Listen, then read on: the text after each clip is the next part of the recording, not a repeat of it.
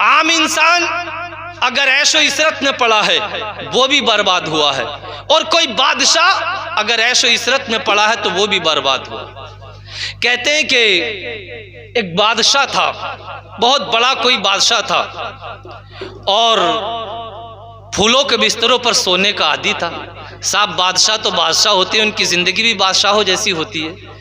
ایک بیچاری نوکرانی بستر لگاتی تھی، خادمہ، بہت دن ہو گئے بستر لگاتے لگاتے۔ ایک دن دیکھا تو بادشاہ کو آنے میں تھوڑی دیر ہو گئی۔ کہا پوری زندگی ہو گئی بادشاہ کا بستر لگاتے لگاتے، کم سے کم ایک بار میں بھی تو اس پہ کمر لگا کے دیکھ لوں۔ اب بیچاری ابھی تو پھٹے پرانے بستروں پہ سوئی تھی، ٹوٹی پھوٹی کھاٹوں پہ سوئی تھی، اس نے کمر کیا لگائی، بیچاری کو فوراً نیند آ گئی۔ اب جب نیند آئی تو تھوڑی دیر میں بادشاہ سلامت حاضر ہو گئے۔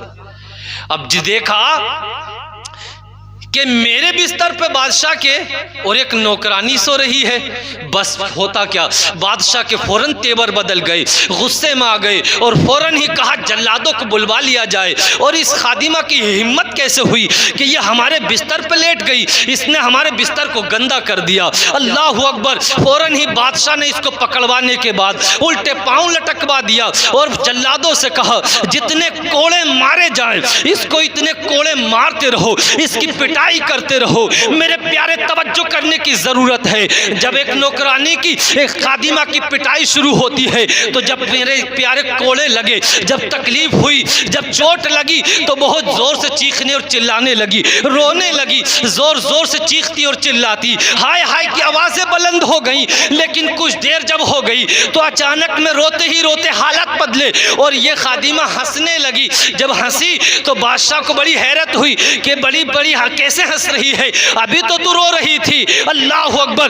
جب بادشاہ نے کہا ذرا یہ بتا، تیرے رونے کی وجہ تو سمجھ میں آتی ہے کہ تیرے کوڑے لگ رہے تھے تو تو رو رہی تھی، اب ہنس کیوں پڑی؟ کہنے لگی بادشاہ بات یہ ہے کہ جب کوڑے لگے تھے، جب پٹائی ہو رہی تھی تو تکلیف ہو رہی تھی، اس وجہ سے رو رہی تھی۔ اور ہنسی اس بات پہ آ گئی ہے کہ ایک لمحے کے لیے، ایک تھوڑی سی دیر کے لیے اس پھولوں والے بستر پہ میں نے کمر لگائی ہے تو اتنے کوڑے کھانے پڑے ہیں، اور جو ہمیشہ سے سو رہا ہے، جسے ساری زندگی سوتے سوتے ہو گئی ہے، اس کا عالم کیا ہوگا؟ یہیں سے سبق ملا، عیش و آرام کی زندگی چھوڑیے، اپنے آپ کو تکلیف میں تکلیف تھوڑی سی اٹھائیے۔ اگر فجر میں نیند آتی ہے، فجر میں نیند آتی ہے، سب کو آتی ہے، اللہ اور اس کے رسول کے لیے نیند کو قربان کر دیجئے۔ یہ کہہ دیجئے میرا سونا بھی، میرا جاگنا بھی سب اللہ اور اس کے رسول کے لیے ہے۔ قسم خدا کی،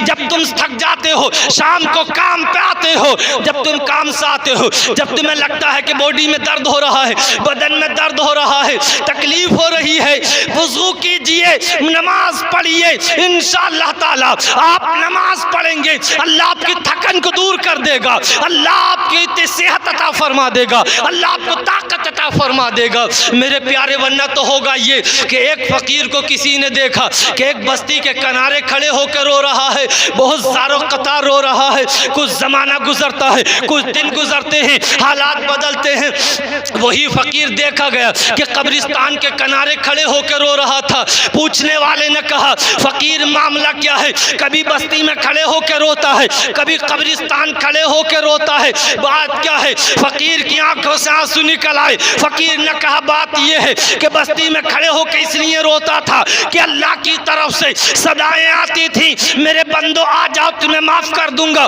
میرے بندو آ جاؤ میں مانا ہوا ہوں، اے میرے بندو آ جاؤ میری بارگاہ میں سجدہ کر لو، اے میرے بندو میری بارگاہ میں آ جاؤ۔ 5 وقت اعلان ہوتا تھا، حی علی الصلاۃ، حی علی الفلاح، اے بندو میری طرف آ جاؤ کامیاب کر دوں گا، بندو میری طرف آ جاؤ، میری رحمتیں تمہارے لیے ہے، میرا کرم تمہارے لیے ہے، میرا رحم تمہارے لیے ہے۔ اس لیے اللہ کا وعدہ ہے کہ وہ بخشنے والا ہے، وہ بخشش کرنے والا ہے، وہ خطاؤں گناہوں کو معاف کرنے والا ہے۔ لیکن بات یہ تھی، یہ بستی میں تھے تو اللہ انہیں مناتا تھا، یہ نہیں مانتے تھے، یہ سنتے نہیں تھے۔ آج قبر میں پڑے ہیں، قبر میں لیٹے لیٹے یہ اللہ کو مناتے ہیں، لیکن اب اللہ نہیں مانتا ہے۔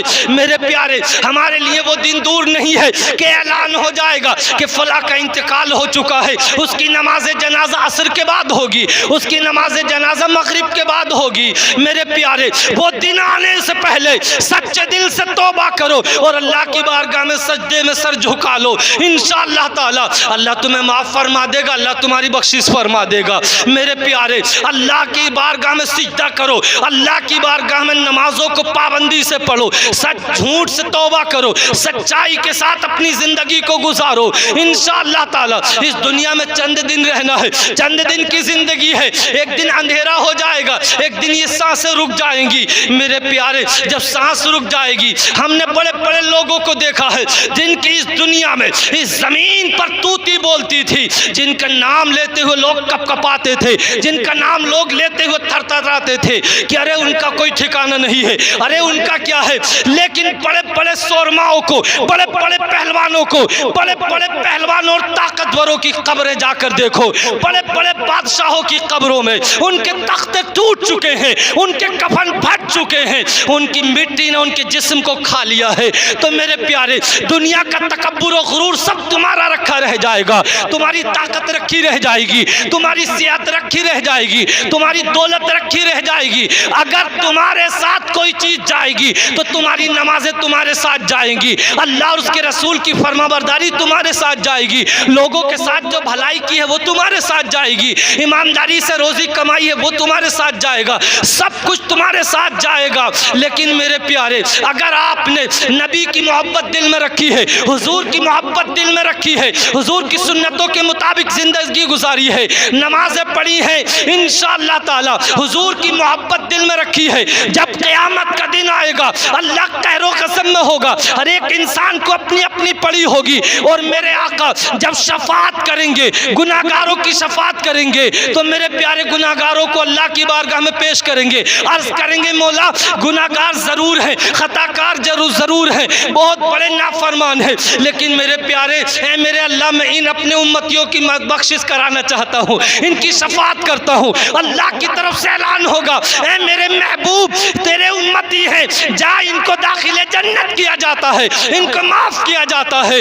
تو حق وہی ہے جس کا اعلان اعلیٰ حضرت کرتے ہیں، واقعہ جود و کرم ہے، شیء بتا تیرا نہیں سنتا ہی نہیں مانگنے والا تیرا، اور کون دیتا ہے دینے کو منہ چاہیے، دینے والا ہے سچا ہمارا نبی۔